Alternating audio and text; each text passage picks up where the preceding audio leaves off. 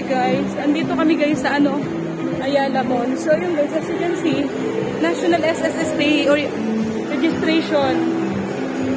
Nationwide registration. Sana update updating.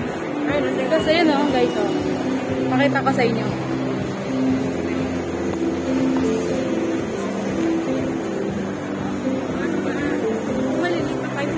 Naalala ko dati yung na naging aware din ako dati dun sa tawag nito.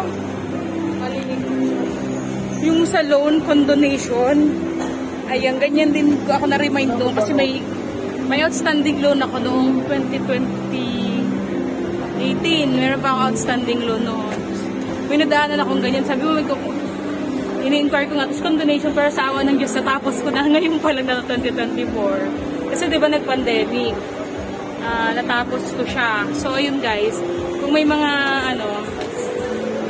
may mga outstanding loan payable kayo, bayaran nyo na guys kasi tumataas yung interest sayang na mga interest. Pero yung sa akin naman, imagine mo na tigil ako sa pagbayad ng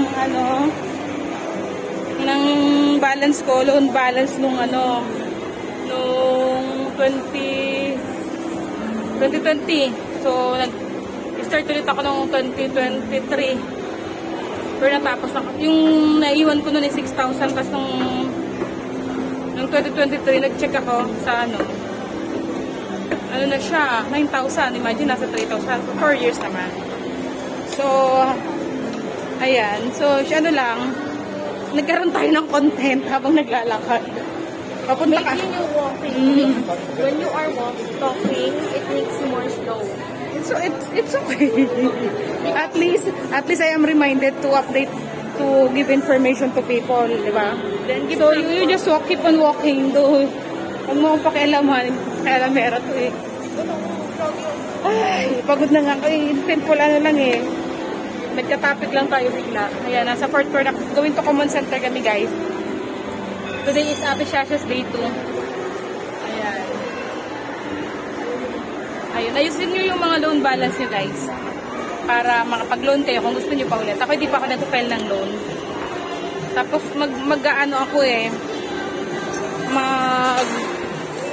mag-update ulit ako from employed to voluntary ulit.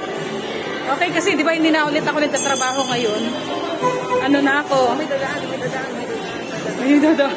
May dadaan na train pambata.